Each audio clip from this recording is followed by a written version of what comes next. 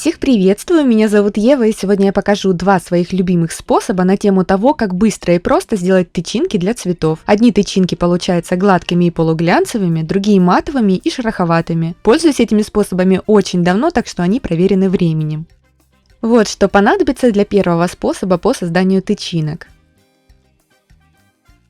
Я беру отрезок переплетного картона шириной 3 см. Можно взять обычный бытовой картон или широкую линейку. Обматываем картон пищевой пленкой. Я использую вот такой строительный клей ПВА. Такими банками просто выгоднее его приобретать. В небольшую емкость наливаем немного воды и добавляем также немного клея ПВА на глаз. Перемешиваем. Далее я беру вот такую хлопковую нить. Они продаются в фикс-прайсе пачками по 3 штуки. Хватает на очень долго. Отматываем длинную нить на глаз и погружаем ее в подготовленный раствор. Оставляем для пропитки буквально на 2 минутки. После чего находим кончик нити и приступаем к ее наматыванию на картонную заготовку. Наматываем нить таким образом, чтобы ее витки не соприкасались друг с другом, иначе они склеятся. Такой прием придаст нити жесткости, и она будет идеально держать форму. Ну а пока я наматываю нить, отмечу, что вам также может быть интересно видео, в котором я показываю, как делаю бархатные декоративные ягодки. Ссылка будет в описании и в правом верхнем углу. Можно установить картонку на баночке и оставить в покое для просушки. У меня обычно терпения не хватает, и я сушу феном. 5-10 минут, и витки нитей полностью сухие. После просушки разрезаем витки. Смотрите, я отделяю нить снизу и разрезаю сверху. Вот такие заготовки должны получиться. Делается это очень просто и быстро. Я пробовала разрезать канцелярским ножом сразу все нити по ребру картона. Это неудобно, лучше так, ножницами.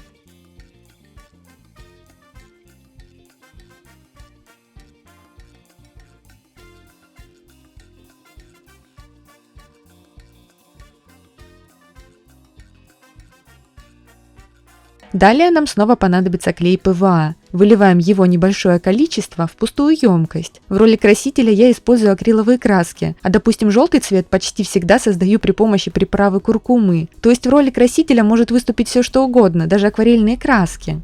Сюда добавляем кукурузный крахмал. Я картофельный не покупаю, потому что в ближайших к дому магазинах их почему-то нет в продаже. Поэтому с ним не пробовала делать тычинки, но думаю, получится. Крахмал добавляем на глаз, так чтобы масса не была излишне жидкой или напротив густой. Кажется, будто совсем мало массы получается. На самом деле этого объема хватит на создание большого количества тычинок. Этот способ получается мега-супер экономичным по затратности материалов. Берем пару баночек и на них укладываем деревянную шпажку. Это будет вешалка-сушилка для тычинок. Берем первую заготовку и при помощи деревянной палочки наносим массу на ее кончики. Если нужны тычинки более крупного размера, тогда после подсыхания первого слоя наносим следующий. И так далее, пока размер не устроит.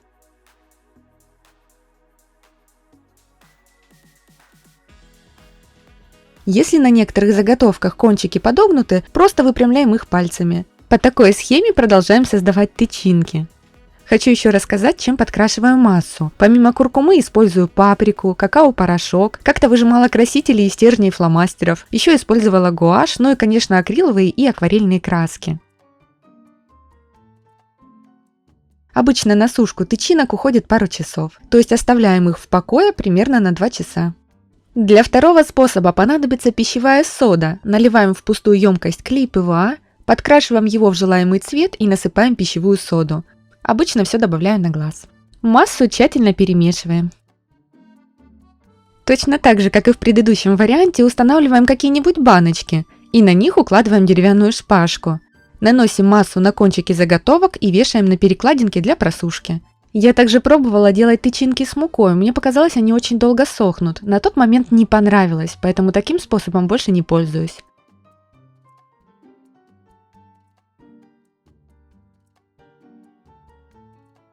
Вот и прошло 2 часа, снимаем наши тычинки с импровизированной сушилки. Те, что создавались на основе крахмала, получаются немного глянцевыми и гладкими.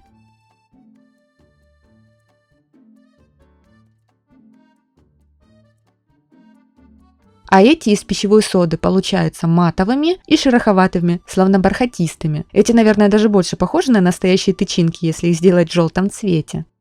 Получается, на создание тычинок нужно выделить всего-то по крупной капельке клея ПВА, микрокапельку акриловой краски, пару щепоток соды или кукурузного крахмала и отрезок плотной нити. Способы действительно очень бюджетные. К тому же можно создавать тычинки того цвета, который нужен конкретно вам. Это очень удобно. Ну а в прошлом видео я показывала, как делаю силиконовые молды без крахмала. Если еще не видели то видео, проходите по ссылке в описании или правом верхнем углу. Буду очень рада, если эти способы по созданию тычинок для цветов окажутся для вас полезными. А еще буду рада, если вы поддержите это видео лайком и подпишитесь на канал. Но самое главное, берегите себя и своих близких.